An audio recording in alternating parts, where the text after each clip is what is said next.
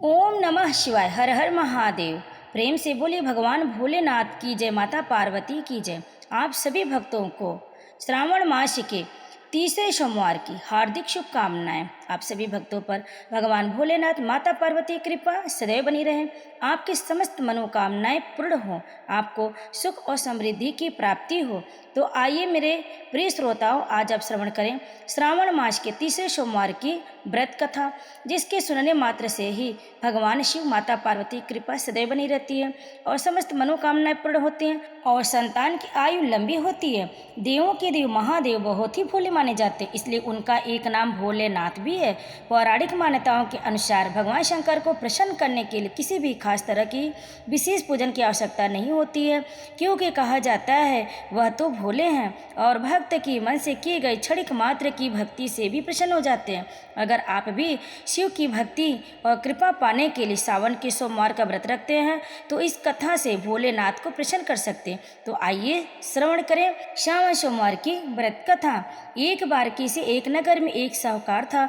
उसके घर में धन की कोई कमी नहीं थी, लेकिन कोई संतान न होने के कारण वह बहुत दुखी था। संतान प्राप्ति के लिए वह हर सोमवार को व्रत रखता था और पूरी श्रद्धा के साथ शिव मंदिर जाकर भगवान शिव और माता पार्वती की पूजा करता था।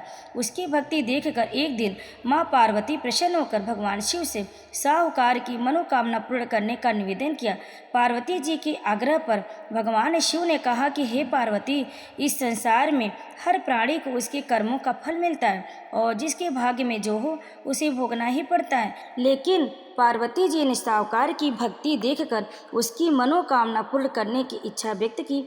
माता पार्वती के आग्रह पर शिव जी ने साहूकार को पुत्र प्राप्ति का वरदान तो दिया, लेकिन उन्होंने यह भी बताया कि यह बालक 12 वर्ष तक ही जीवित रहेगा।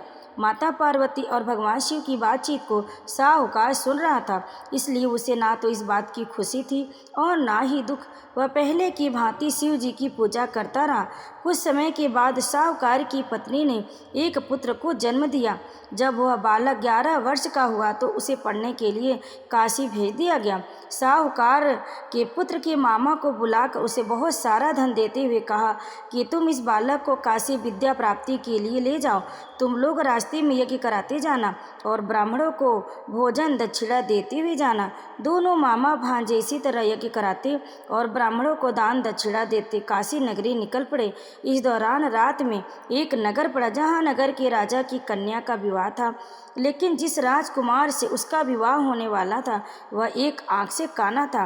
राजकुमार के पिता ने अपने पुत्र के काना होने की बात को छुपाने के लिए सोचा, क्यों न उसे साहूकार के पुत्र को दूल्हा बनाकर राजकुमारी से विवाह करा दूं। विवाह के बाद इसको धन देकर विदा कर दूंगा और राजकुमारी को अपने नगर ले जाऊंगा। लड़के को दूल्हे के वस्त्र पहनाकर राजकुमारी से विवाह करा दिया गया। साहूकार का पुत्र ईमानदार था, उसे यह बात सही नहीं लगी, इसलिए उसने अवसर पाकर राजकुमारी के दुपट्टे पर लिखा कि तुम्हारा विवाह तो मेरे साथ हुआ है, लेकिन जिस राजकुमार के संग तुम्हें भेजा जाएगा वह एक आंख से काना है। मैं तो काशी पढ़ने जा रहा हूँ। जब राजकुमारी ने चुन्नी पर लिखी बातें पढ़ी तो उसने अपने माता पिता को यह बात बताई। राजा ने अपनी पुत्री को विदा नहीं किया, फिर बारात वापस चली गई। दूसरी ओर साहूकार का लड़का और उसका मामा काशी पहुंचे और वहां जाकर उन्होंने यज्ञ किया। जिस दिन लड़का 12 साल का हुआ उस दिन भी यज्ञ का आयोजन था। लड़के ने अपने मामा से कहा कि मेरी तबीयत कुछ ठीक नहीं है। मामा ने कहा कि तुम अंदर जाकर आराम कर लो। शिव जी के वरदान अनुसार कुछ ही देर में उस बालक के प्राण निकल गए। मृत भांजे को देख उसके मामा ने विलाप करना शुरू किया। संयोगवश उसी समय शिव जी और माता पार्वती उधर से जा रहे थे। माता पार्वती ने भोलेनाथ से कहा, स्वामी, मुझे इसके रोने के स्वर सहन नहीं हो रहा, आप इस व्यक्ति के कष्ट को अवश्य दूर करें। जब शिव जी मृत बालक के समीप गए तो वह बोले कि यह उसी साहूकार का पुत्र है जिसे मैंने 12 वर्ष की आयु का वरदान दिया था। अब इसकी आयु पूरी हो चुकी है। लेकिन मातृभाव से विभोर माता पार्वती ने कहा कि हे महादेव, आप इस बालक को और आयु देने की कृपा करें, अन्यथा इसके वियोग में इसके माता पिता भी तड़प तड़प कर मर जाएंगे। माता पार्वती के पुनः आग्रह पर भगवान शिव ने उस लड़के को जीवित होने का वरदान दिया और शिव जी की कृपा से वह लड़का जीवित हो गया। शिक्षा पूरी करके लड़का मामा के साथ अपने नगर की ओर वापस चल दिया। दोनों चलते हुए उसी नगर में पहुंचे जहां उसका विवाह हुआ था। उस नगर में भी उन्होंने यज्ञ का आयोजन किया। उस लड़के के ससुर ने उसे पहचान लिया और महल में ले जाकर उसकी खातिरदारी की और अपनी पुत्री को विदा किया।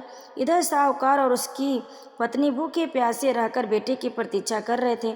उन्होंने प्रण कर रखा था कि यदि उन्हें अपने बेटे की मृत्यु का समाचार मिला तो वह भी प्राण त्याग देंगे, परंतु अपने बेटे के जीवित होने का समाचार पाकर वह बेहद प्रसन्न हुए। उसी रात भगवान शिव ने साहूकार के स्वप्न में आकर कहा, हे श्रेष्ठी, मैंने तेरे सोमवार के व्रत करने और व्रत कथा सुनने से प्रसन्न होकर तेरे पुत्र को लंबी आयु प्रदान की है। इसी प्रकार जो कोई सोमवार व्रत करता है या कथा सुनता है और पढ़ता है, उसके सभी दुख दूर होते हैं, उसकी संतान की आयु लंबी होती है और सभी मनोकामनाएं पूर्ण होती है।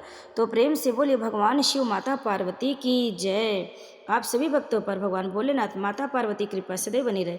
कथा को अंत तक श्रवण करने के लिए आप सभी भक्तों का बहुत बहुत धन्यवाद। आप सभी भक्तों को श्रावण मास के तीसरे सोमवार की हार्दिक शुभकामनाएं। हर हर महादेव।